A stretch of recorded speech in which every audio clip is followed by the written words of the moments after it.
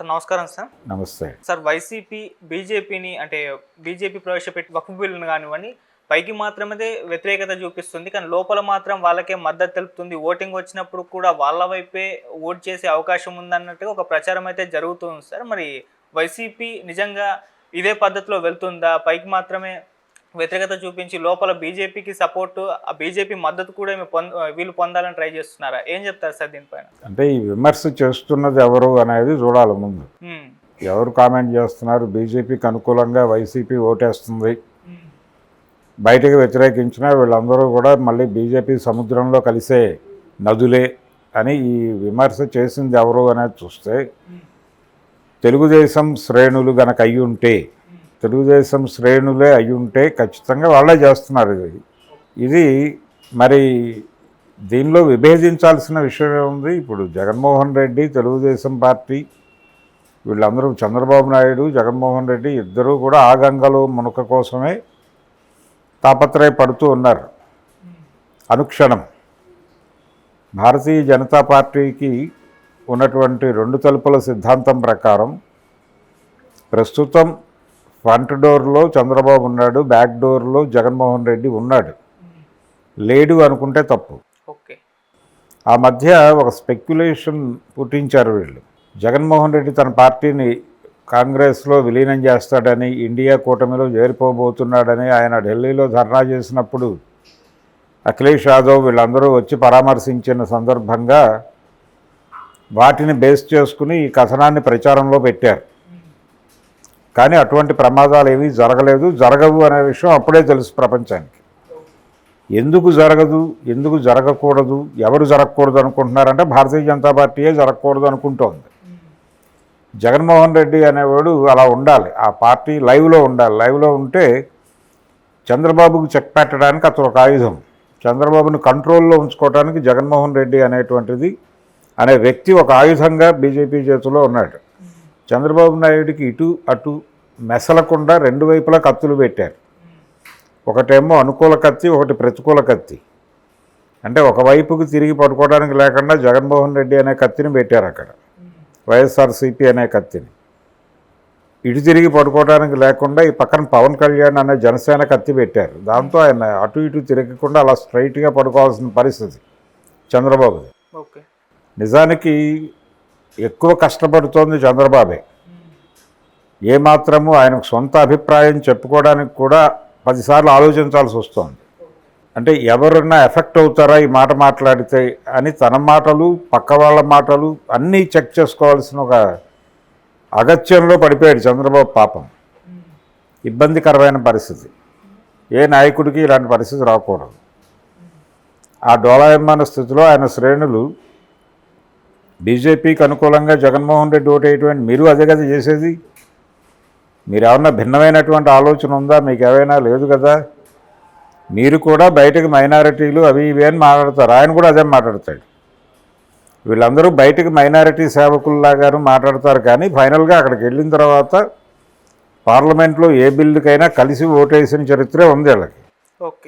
అయితే 2 సందర్భాల్లో మాత్రమే వైసీపీ ప్రభుత్వానికి వ్యతిరేకంగా, కేంద్ర ప్రభుత్వానికి వ్యతిరేకంగా గొంతు వినిపించింది. ఒక బడ్జెట్ సమయంలో మాత్రమే. అది పర్టికులర్గా రాజ్యసభలో విజయసాయి రెడ్డి మొదలుపెట్టాడు. అతను ఒక ప్రాక్టికల్ లాజికల్ వాదంతో ముందుకు వచ్చాడు. టాక్టికల్లే అది, లాజికల్ కంటే కూడా. అంటే వ్యూహాత్మకమైనటువంటి ప్రకటన చేశాడు ఆయన. ఏమంటాడు, ఇక్కడేదో అందరూ బడ్జెట్ అంతా ఆంధ్రాకి దోచిపెట్టారని మాట్లాడుతున్నారు, అక్కడ దోచింది ఏం లేదు, గ్రాంట్లే ఇచ్చారు. వాళ్ళు గ్రాంట్లు ఇవ్వలేదు, గ్రాంట్లు ఇచ్చుంటే వేరే గొడవ. అలా జరగలేదు, అప్పులు ఇప్పిస్తామని చెప్పారు. అప్పులు ఇప్పించడానికి గ్యారంటీగా ఉంటామని కూడా చెప్పలేదు వాళ్ళు.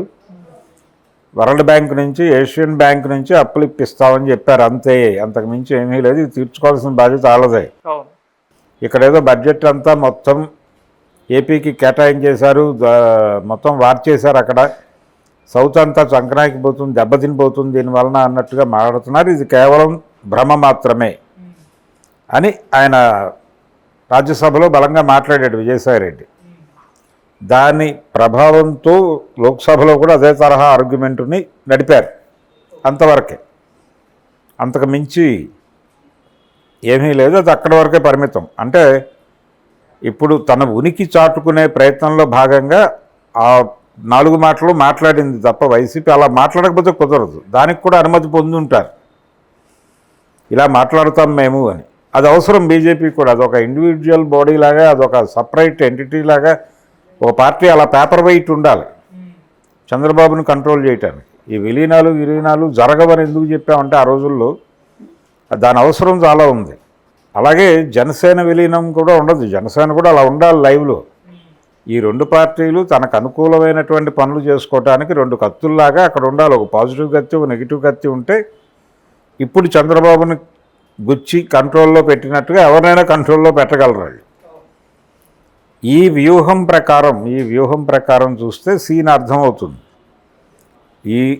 ఈ దేశంలో భారతీయ జనతా పార్టీ ప్రభుత్వ విధానాలను వ్యతిరేకంగా నిలబడి పోరాటం చేస్తున్న వాళ్ళు ఎవరు అని చూస్తే ప్రభుత్వ అధినేతల్లోనూ ప్రతి రాష్ట్రంలోనూ ఉన్న ప్రతిపక్ష నాయకుల్లోనూ వేళ్ల మీద తప్ప తేలరు.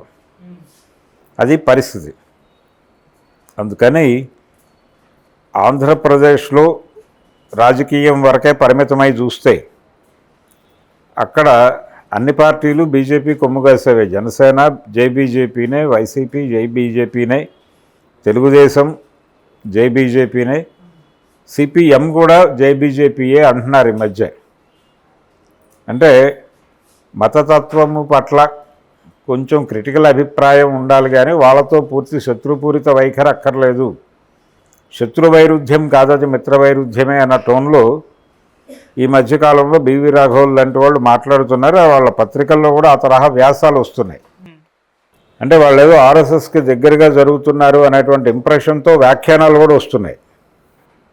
అది నిజం కావచ్చు, నిజమే అది. ఎందుకంటే వాళ్ళ చరిత్రలోనే ఉంది ఆ మూలాలు.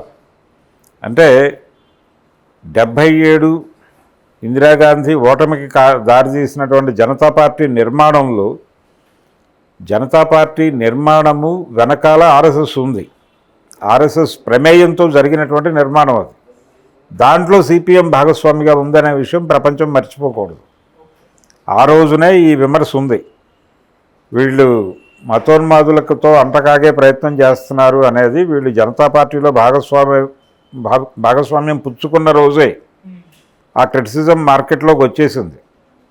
ఎమర్జెన్సీ పూర్వరంగం మీద వచ్చినటువంటి పుస్తకాలు చదివితే ఈ విషయం అర్థమవుతుంది.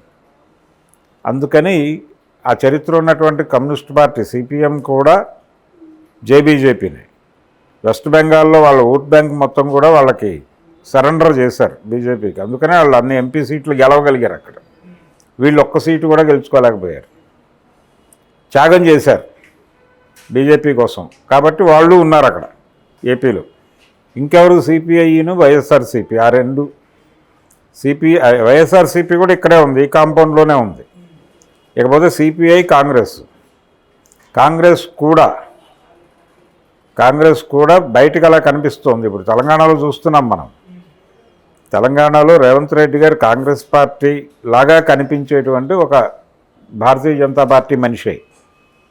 అంటే ఆయన మీద అంటే ఉపరితలం ఖద్దరు, లోపల కాషాయమే. ఆయన ఇన్నర్వేర్ కాషాయమే. కాబట్టి నీతి ఆయోగ్ అనే కేంద్ర ప్రభుత్వ కార్యక్రమాన్ని ఇక్కడ హైడ్రా అనేటువంటి పేరుతో డ్రామా నడుపుతున్నాడు ఆయన. ఇది కేంద్ర ప్రభుత్వ ప్రోగ్రాంలో భాగంగా జరుపుతున్నది హైడ్రా అనేది. ఈయన వ్యక్తిగత కార్యక్రమము, ఈయన వ్యక్తిగత డిజైనింగో కాదు. జాతీయ స్థాయిలో ప్రభుత్వ ఆస్తుల పరిరక్షణ అనే దానికోసం వాళ్ళు ఒక ప్రోగ్రాం డిజైన్ చేశారు. ఆ డిజైనింగ్లో భాగంగా ఈయన హడావిడి చేస్తున్నాడు తప్ప ఈయనకేదో ఇక్కడేదో చేసేయాలనే కోరికతో చేస్తున్న కార్యక్రమం కాదు అది. ఇదే పరిస్థితి ఎక్కడైనా ఉంది. దాదాపు ప్రతి ఒక్కరూ అక్కడ బిల్లు దగ్గరికి వెళ్ళేసరికల్లా అంతరాత్మ ప్రబోధం మేరకు వెళ్ళి అనుకూలంగా ఓటేసి వస్తారు వీళ్ళందరూ. అంతరాత్మ ప్రబోధం అనేటువంటి పదం చాలా దుర్మార్గమైన పదం. ఆ పదం వాడేసి జై బీజేపీ అని ఎవరి చర్మాన్ని వాళ్ళు కాపాడుకుని వచ్చేస్తారు. ఇది కేవలం చర్మాన్ని కాపాడుకునే కార్యక్రమమే తప్ప ఇదేదో తెలుగుదేశమో వైఎస్ఆర్సీపీయో కాదు. పైగా తెలుగుదేశం వాళ్ళు వైఎస్ఆర్సీపీ మీద ఈ క్రిటిసిజం పెట్టడం అనేది ఇంకొంచెం కామెడీ. మీరు పడుకున్న చోటకి ఇంకోడిని రానివ్వకుండా, అంటే ఒక కుక్క ఒక ఇంటికి కాపలా కాసేటప్పుడు ఇంకొకరిని రానివ్వదు అక్కడికి, ఇంకొకరిని